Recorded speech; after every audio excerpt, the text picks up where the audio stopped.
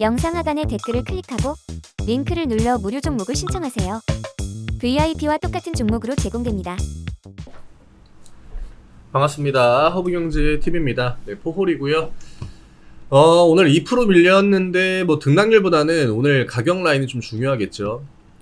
정말 40만원까지 터치를 했습니다. 오늘 저가 라인이 399,500원이었고요. 종가가 402,500원이기 때문에 일단 오늘 움직임만 보면 40만원에 대해서 어떤 지지 형태를 보여줬다. 지금 뭐 이런 선 긋는 게 크게 의미는 없다고 제가 지난번에 이야기를 드렸죠. 이 구간 이후부터 45만원을 이탈하고 난 다음부터 요 최근 오거래일 움직임은 우리가 기술적으로 뭔가를 설명할 수 있는 구간은 아니다 라고 하는 겁니다. 테마주도 이런 식으로는 잘 안 내려오거든요.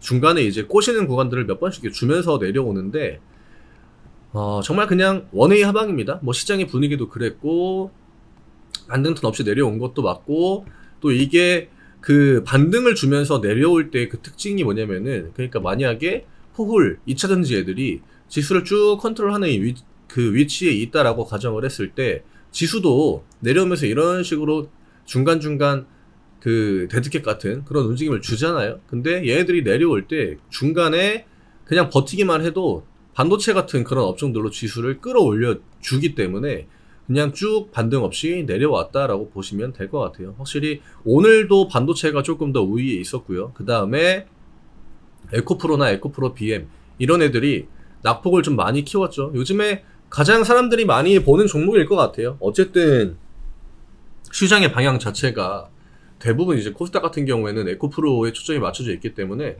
코스닥은 그냥 에코프로가 파란불이냐 빨간불이냐 이거 보고, 뭐 코스피 같은 경우에는 삼전, LG엔솔, 뭐 하이닉스 보고 이런 식으로 이제 지수가 많이 결정이 되는데 기대감이 많이 없죠. 에코프로 쪽에는 확실히 사람들이 부정적인 인식도 이제는 좀 강해졌고, 그래서 오늘은 코스피가 좀 좋았죠. 대체제가 있죠. 삼전이랑 하이닉스라는 그 커버가 가능한, LG엔솔이 밀려도 커버가 가능한 종목들이 있지만 코스닥은 딱히 지금 커버해 줄 만한 그런 좋은 종목이 없습니다. 네, 그나마 뭐 HPSP 이런 애들의 시가총액을 올려가지고 뭐 탑10 정도까지 들어오긴 했지만 차이가 굉장히 많이 납니다. 일단 1, 2등이랑 3등 차이도 굉장히 많이 나고요. 또 바이오가 뭐 최근에 셀트리온 애들이 뭐 영상 하단의 댓글을 클릭하고 링크를 눌러 무료 종목을 신청하세요. VIP와 똑같은 종목으로 제공됩니다. 그렇게 또 좋은 움직임은 아니기 때문에 코스닥은 확실히 좀 에코프로의 영향을 많이 받았다.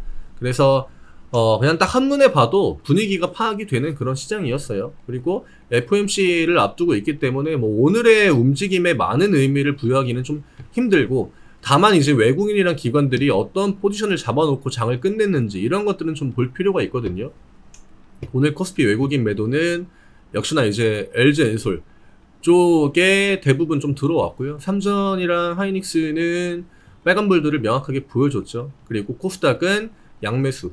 근데 오늘 또 특징 중에 하나가 뭐냐면은 다시 한번 또 이게 개인 매도로 지수가 밀리는 구간이 오후장에 또 나왔습니다. 2시부터 한 2시 50분인가요? 40분? 그 정도까지 쭉 나왔거든요.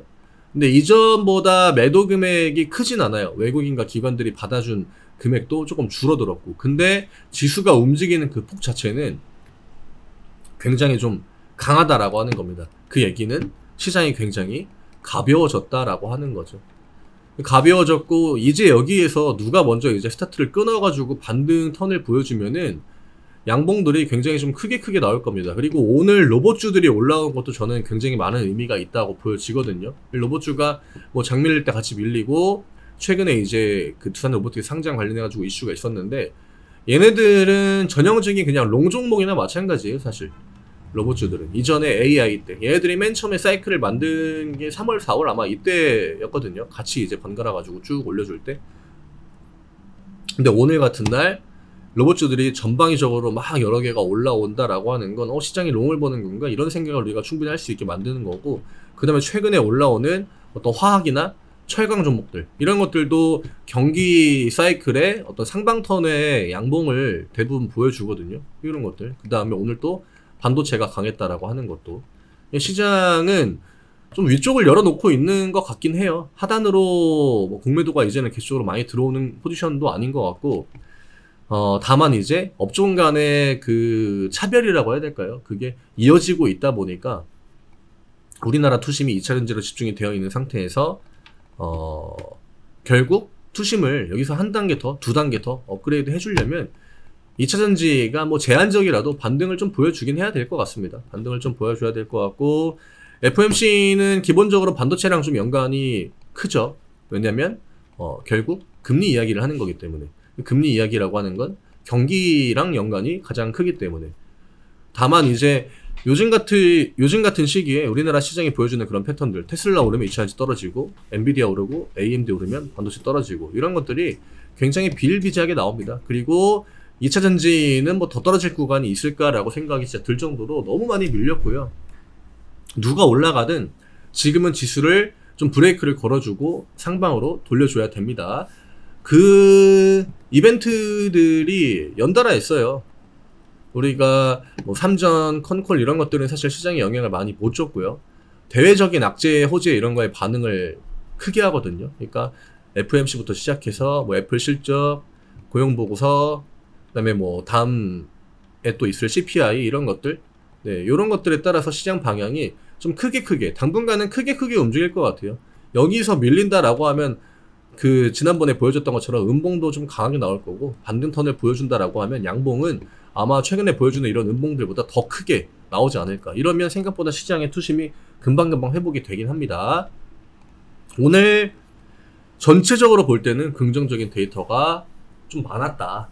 그리고 위쪽을 좀 염두에 두고 있는 듯한 그런 외국인과 기관들의 움직임이 많이 나와줬다. 다만 2차전지에 대해서는 약간은 좀 아직은 경계심이 있는 듯한 그런 움직임이 나와줬고, 어쨌든 대장주들의 흐름이 좋지 못하다라고 하면은 2차전지 투심이 막 극적으로 좋아질 만한 상황은 아니기 때문에 내일 시장의 결과가 굉장히 중요할 것 같아요. 오늘 움직임은 사실 큰 의미가 없다라고 보여지고, 패를 봐야겠죠. 연준에서 어떤 얘기를 할지, 파월이 어떤 코멘트를 할지 뭐 크게 기대는 안 합니다.